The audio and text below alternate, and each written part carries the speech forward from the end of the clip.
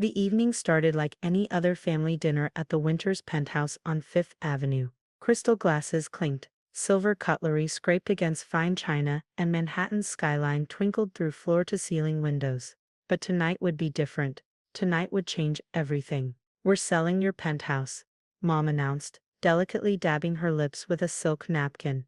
"It's now worth $7 million. The market's perfect." I continued eating my salmon, not looking up.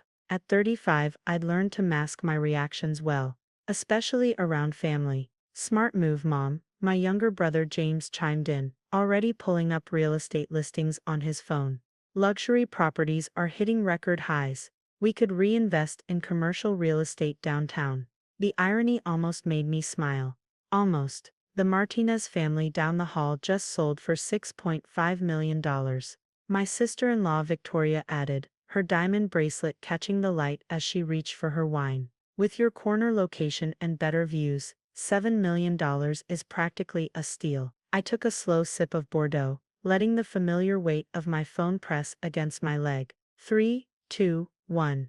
"We've already scheduled viewings for tomorrow," Mom continued, straightening her Hermes scarf. "Harrison and Mills says it'll sell within days." Dad cleared his throat, finally looking up from his Wall Street Journal. "Look, sweetheart, we know you're attached to this place, but the family investment fund needs diversification, and you're barely here anyway." I studied him carefully, the same patronizing tone he'd used when I'd pitched my first business idea 12 years ago, when he'd dismissed my interest in real estate as playing with buildings. "The analytics are clear," James continued, turning his phone to show everyone a pricing chart. "Luxury residential properties are up 45% since last year. If we don't capitalize now." My phone rang. The family fell silent as the ringtone echoed through the minimalist dining room. I glanced at the screen and allowed myself a small smile. "Excuse me," I said, rising smoothly. "It's my investment team." Mom frowned. "Investment team? But we handle all your finances through the family office."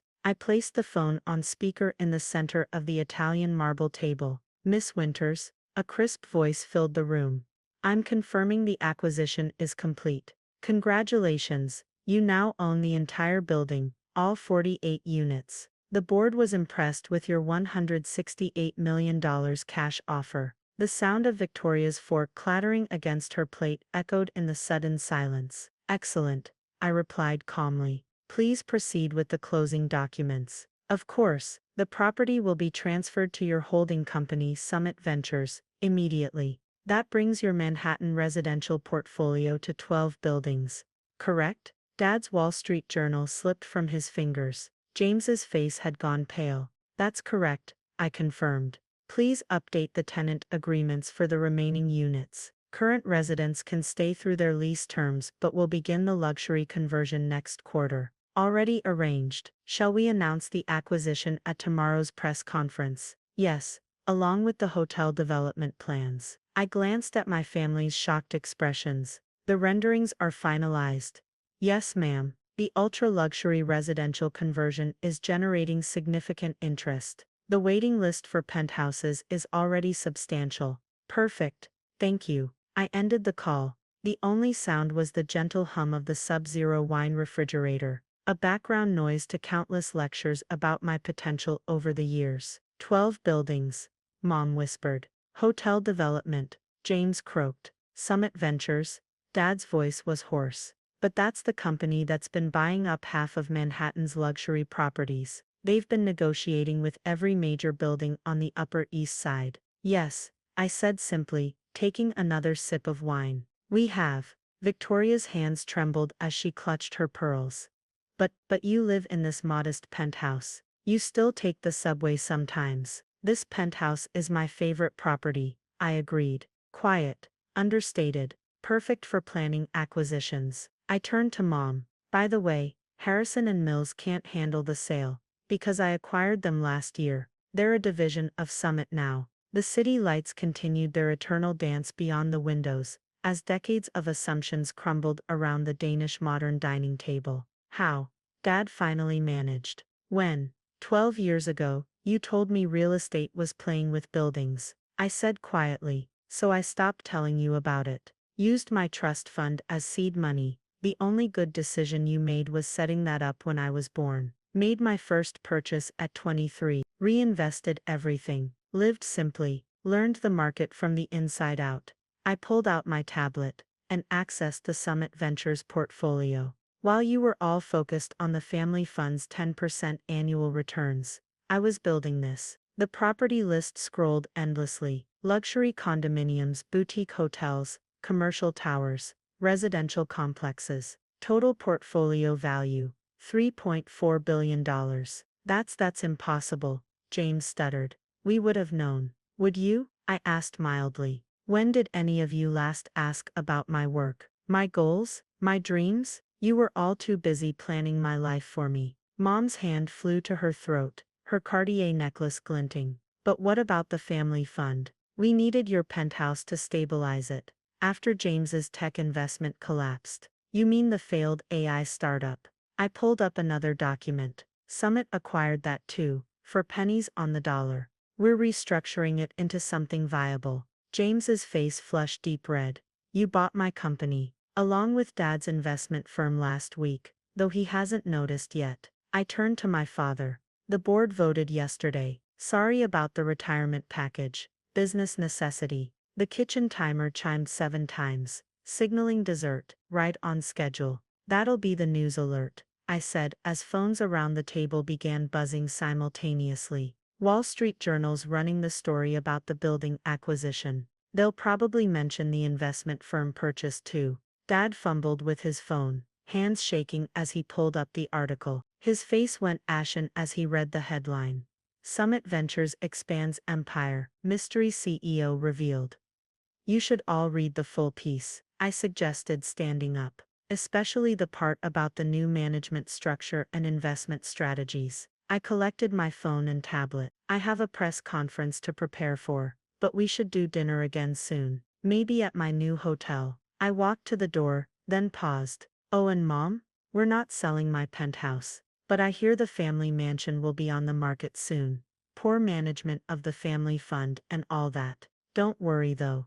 I smiled. I might buy it. The door clicked shut behind me as I left them with their cooling desserts and shattered illusions. In my private elevator, I pulled up the real-time news alerts tracking Summit's latest moves. The market was responding exactly as predicted. My phone buzzed, my actual investment team with updates on the hotel development. I had 40 minutes until the next series of calls that would reshape Manhattan's skyline. Just enough time to stop by my modest penthouse and watch the city lights sparkle over the empire. They never knew I was building. The headlines kept rolling in as I descended to the private garage. Summit Ventures, the making of a real estate dynasty. Mystery CEO's strategic brilliance. Manhattan's new queen of real estate. Let them read all about it, I thought, sliding into my understated Tesla. The city's heartbeat would be the perfect backdrop for tomorrow's announcements. After all, I had a press conference to prepare for, a hotel to build, and a few more assumptions to shatter. I'd learned long ago that success was the best revenge, but watching them realize just how wrong they'd been, that was worth every billion of my fortune. As the garage door opened to the Manhattan night, I smiled at the thought of tomorrow's headlines. They'd finally learned that the quiet daughter they'd underestimated had built something they couldn't even imagine. An empire hidden in plain sight, right under their privileged noses. The city stretched before me, a glittering canvas of possibilities. My empire wasn't just buildings and properties. It was a testament to the power of being underestimated. And tomorrow everyone would know exactly who was behind the biggest real estate revolution Manhattan had ever seen. The morning after the family dinner revelation, I stood in my penthouse office, watching sunrise paint the Manhattan skyline in shades of amber and gold. My phone hadn't stopped buzzing with messages from family members, ranging from desperate pleas to thinly veiled threats. Miss Winters, my executive assistant Rachel's voice came through the intercom. The morning briefing is ready. I pressed a button on my desk, transforming the serene penthouse study into a state-of-the-art command center. Multiple screens descended from recessed ceiling panels, displaying real-time market data, property analytics, and breaking news feeds. Let's begin, I said, as my core team appeared on the main screen. The markets responding explosively to yesterday's announcements. Marcus, my CFO, reported. Summit's private stock valuation is up 15% in pre-market estimates. The building acquisition news has exceeded all projections. I nodded, scanning the financial reports. And the family fund, down 35%, after news of the management changes. Your father's investment firm shares plummeted 50% when the restructuring was announced. A message flashed on my phone. Dad again, 15th attempt since dawn. Their emergency board meeting starts in 30 minutes. Lisa, my legal counsel, added. They're attempting to challenge the acquisition, but everything's ironclad. We control 63% through various subsidiaries. Personal update, Rachel interjected. Your brother James is in the lobby of Summit Tower. He's been there since 6 a.m., demanding to see you. Victoria has been calling every major investor in Manhattan, trying to raise capital to save the family business. I smiled slightly. How's that working out? Every significant investor in New York is already partnered with Summit. No one's returning their calls. Another message. Mom, this time, darling, please. We must talk. The bank is calling about the mansion mortgage. The press is having a field day, our PR director commented. They're calling it the silent siege of Manhattan. Your story's trending. The secret billionaire who built an empire while her family looked the other way. I pulled up the latest coverage. The headlines were delicious. Manhattan's new queen, how one woman outsmarted New York's elite. Penthouse billionaire. The hidden empire of Rebecca Winters. Winters family shock. Daughter's company acquires father's crumbling empire. What's the next move? Marcus asked. The family won't stop trying to fight this. Let them, I replied, opening my laptop. Now about the hotel development. A commotion interrupted us. Through the security feeds, I watched James arguing with the Penthouse security team. She's my sister. You can't keep me out. Do you know who the Winters family is? I sighed. Let him up, but scan him first. Minutes later, James burst into my office, stopping short at the sight of the command center. His bespoke suit was wrinkled, his usual Wall Street polish noticeably absent. What have you done? He demanded. Dad's with his lawyers. Mom's hysteric. Our family's reputation. Our family's reputation. I interrupted coolly. You mean the reputation built on old money and older prejudices, on dismissing anyone who didn't fit your narrow definition of success. We were trying to protect you, keep you from making mistakes, like your AI startup. I pulled up the acquisition documents. The one that lost $80 million in investor funds. The one I had to buy and restructure to prevent SEC investigations. He paled. How did you know? I've known everything, James. Every failed investment. Every covered-up mistake. I watched for years as you and Dad played with other people's money, convinced of your own infallibility. So this is revenge. This is business. I stood facing him. Pure, simple, profitable business. Everything I learned while you were all too busy patronizing me to notice. His phone buzzed, probably Dad with updates from the board meeting. Mine lit up with a message from Lisa, board vote complete. Restructuring approved. Your father's out. You should answer that. I nodded toward his phone. Dad's probably looking for explanations about his retirement package being canceled. James's hands shook as he read the message. You can't do this to us. We're the Winters family. Family? I laughed softly. Was it family when you all planned to sell my penthouse without consulting me? When you dismissed every idea I ever had? When you told potential investors to avoid my little hobby projects? He sank into a chair, reality finally hitting him. What do you want? I already have what I want. I gestured to the screens showing Summit's empire. What I built while you were all too arrogant to see it. The family fund, everyone's investments are in there. We're in there, I corrected. Don't worry, the small investors will be protected. Summit's taking over their accounts with a 7% appreciation bonus for their loyalty. Only the family holdings are being restructured. You've thought of everything, haven't you? That's what happens when people underestimate you. You learn to plan meticulously. My phone buzzed. The press conference was in 20 minutes. You should go, I said, standing. I have an empire to run. Oh, and James, the Bentley you bought with company funds last month. The repo team should be at your townhouse now. He left without another word, passing Rachel in the doorway. Your parents are here, she announced. Your father seems unstable. I checked the security feed. Dad was red-faced, Mom crying beside him. Perfect timing, I murmured. Send them up. Let's end this chapter. They entered like deposed royalty, their designer clothes and perfect posture at odds with their desperate expressions. The board meeting, Dad started, his voice hoarse. How long have you been planning this? Since you laughed at my first investment proposal, I replied. Remember, I was 23, suggested buying a small apartment building. You said real estate was too complex for someone like me. We were protecting you, Mom pleaded. The business world is cruel. Yes, it is.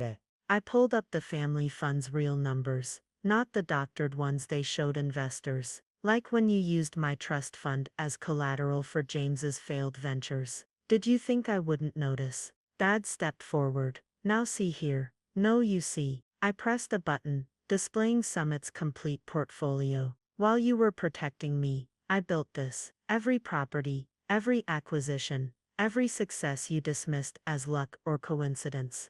All part of a strategy. But the penthouse, Mom whispered. You live so modestly. Because I understand value, Mom. Real value, not the illusion you and Dad chased with borrowed money and inherited pride. My phone buzzed again. Press conference in 10 minutes. I have an empire to run, I said, gathering my things. The mansion's new owners take possession next week. I've arranged apartments for you both. Reasonable rent, considering the market. Apartments, Dad exploded. We are not some common. No, your former executives who mismanaged funds and lost investor confidence. The apartments are a courtesy. Would you prefer I let the SEC investigations proceed? They left shortly after, broken but finally understanding. The dynasty they'd built on assumptions and arrogance had crumbled, replaced by something stronger, something built on quiet determination and meticulous planning.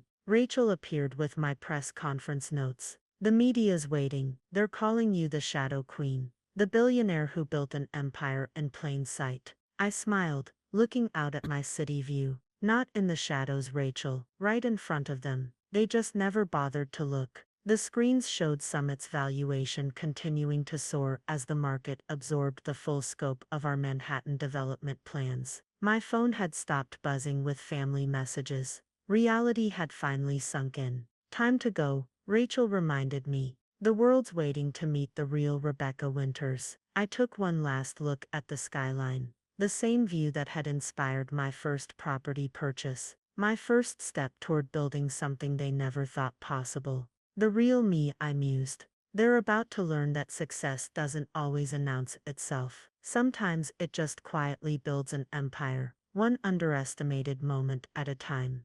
The press conference room at Summit Tower hummed with anticipation. Every major financial news network had their cameras trained on the empty podium, waiting to capture the first public appearance of Manhattan's most enigmatic new power player. The Wall Street Journal, Bloomberg, CNBC, they were all here, hungry for the story of how a quiet heiress had orchestrated one of the most sophisticated takeovers in New York real estate history. I stood backstage, adjusting my understated Chanel suit. No flashy jewelry or obvious luxury brands, true power didn't need to announce itself. 2 minutes, Rachel whispered, handing me the latest market updates. Your family's in the lobby, trying to get press credentials. Standard protocol, I replied calmly. They can watch from the public screens like everyone else. The numbers on the tablet told their own story. Summit's private valuation up 22%. The family fund's remaining assets frozen pending investigation. Dad's investment firm already being dismantled and restructured. Miss Winters, a young analyst, appeared. The mayor's office is calling. They want to discuss the impact of Summit's developments on the city skyline. Schedule it for tomorrow, I said. Today's about setting the record straight. The screens around me showed various news channels all running variations of my story. Financial analysts debated how I'd built such an empire in secret. Real estate experts analyzed the strategy behind acquiring the family's failing companies. Social media exploded with memes about the penthouse princess who became Manhattan's queen. "It's time," Rachel announced. I stepped onto the stage, camera shutters clicking furiously. The room fell silent as I took my place at the podium. Through the glass walls of the conference room, I could see my family in the lobby below, watching the mounted screens with tight expressions. "Good morning," I began, my voice steady. "I'm Rebecca Winters, CEO of Summit Ventures. Though given yesterday's revelations, I suppose most of you already know that." A small laugh rippled through the crowd. For years, Summit has been known as a mystery company, making strategic acquisitions across Manhattan, transforming properties, building value. Today, I'm here to share our vision for the future, and perhaps correct some misconceptions about the past. I clicked to the first slide, showing the penthouse where it all began. 12 years ago, I bought my first property with a simple trust fund. While my family saw a modest penthouse, I saw potential. While they dismissed my interest in real estate as a hobby, I was studying market trends, building relationships, and quietly assembling what would become the largest private real estate portfolio in Manhattan. The next slide showed Summit's complete holdings. Luxury condos, boutique hotels, commercial towers stretching across the city skyline. "Every empire has a foundation," I continued.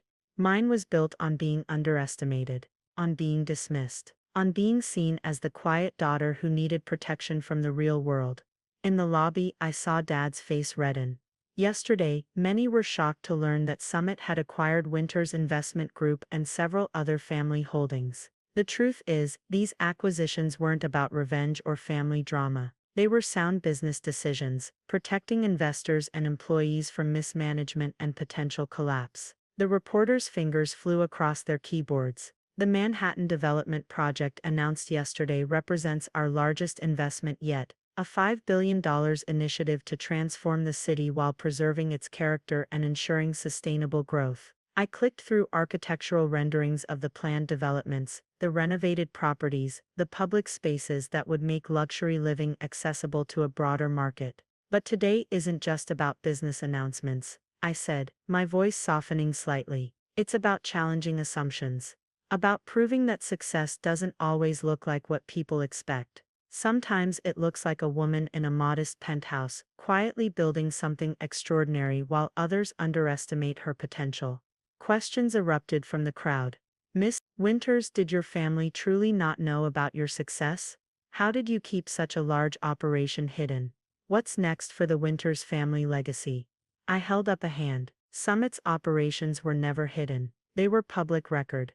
Anyone could have looked. Anyone could have asked. But sometimes people see what they expect to see, not what's actually there. Through the glass, I watched James slump against a wall, Victoria dabbing at her eyes with a monogrammed handkerchief. "As for the future," I continued, "Summit will continue its mission of strategic growth and responsible development. The Winters family companies will be restructured to protect employees and small investors. And yes, I'll keep my penthouse, though now everyone knows it's more than just a simple home." The questions continued, but I saw Rachel signaling from the side. The mayor's office was calling again, and the development permits needed immediate attention. "Thank you for your time," I concluded. "Summit's full development plans and financial reports are available in your press packets. The story you'll find there isn't about family drama or revenge. It's about vision, patience, and the power of being underestimated." As I left the stage, the media erupted in a frenzy of coverage.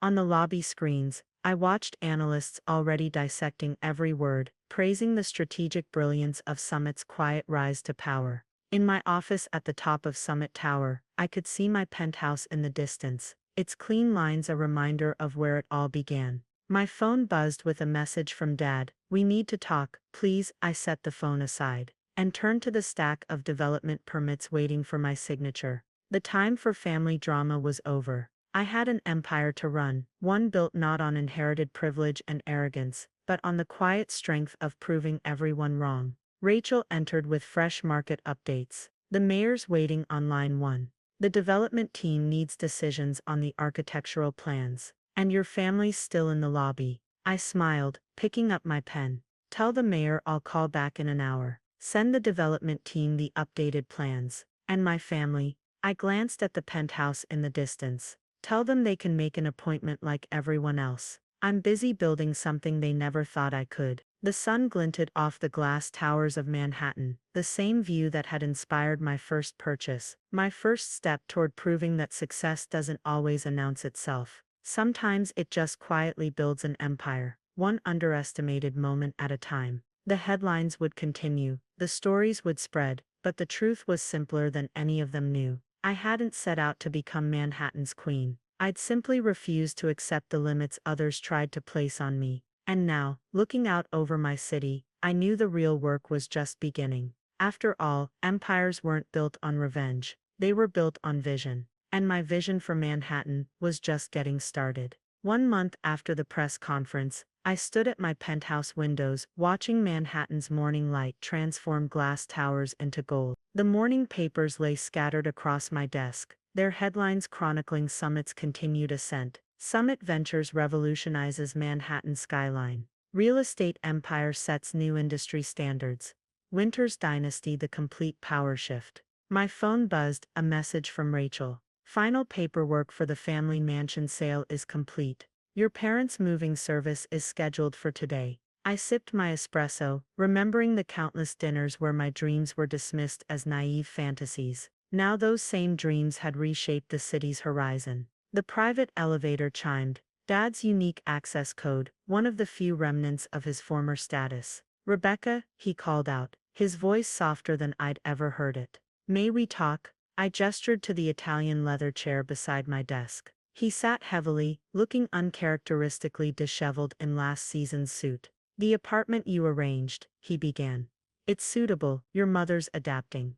Good, I replied simply. James accepted the analyst position at Summit's tech division, entry level as you specified.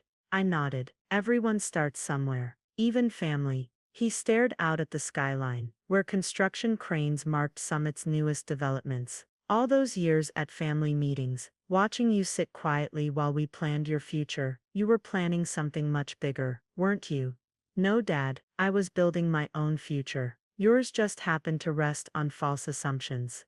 A luxury helicopter glided past, one of Summit's executive transport fleet, already fully booked for the quarter. The investment meetings, he continued, when you'd take notes in the corner. You weren't just observing, were you? I was learning. Every mistake, every missed opportunity, every arrogant decision, they all taught me what not to do. His hands gripped the chair arms. Goldman Sachs offered me a consulting position. I know, I advised against it. He turned sharply. That was you? Manhattan's smaller than you imagined, isn't it? Rachel appeared at the door. Miss Winters, the City Planning Commission is waiting for your presentation. I stood straightening my blazer. Time to go. The movers will be at the mansion at noon. Don't forget anything. The new owners take possession tomorrow. Rebecca, Dad called as I reached the door. The penthouse, why keep it? You could have any property now. I smiled slightly, because every empire needs roots, a reminder of where it started and why. The morning sun caught the city's glass facades, making them sparkle like the success they said I'd never achieve. In the distance, construction crews continued reshaping the skyline according to my vision. Goodbye, Dad, I said. Give Mom my love. And Dad, that consulting position. Try Morgan Stanley instead. They could use someone who's learned humility the hard way. As my private elevator descended, I watched him in the security feed, a small figure against the backdrop of the empire his daughter had built while he wasn't looking. Rachel reviewed my schedule as we rode down: development meetings, investment strategies, architectural approvals. The empire growing stronger each day. Victoria called, she added. She's starting a boutique real estate firm. She's requesting a meeting. Send her to our incubator program, I replied. No shortcuts, no family favors. Let her earn it. We stepped into Summit Tower's lobby, its soaring atrium reflecting the morning light. Employees nodded respectfully, not because of my name, but because of what I'd built. My phone buzzed one last time. Mom, the mansion's empty. Found your old business plans in the study. I finally read them. They were brilliant. I'm sorry we never saw it. I entered my office, Manhattan spread before me through floor-to-ceiling windows. The penthouse was visible in the distance, A modest reminder of immense dreams. Ready for the commission? Rachel asked. Always, I replied, picking up my presentation materials. After all, success isn't about who believes in you.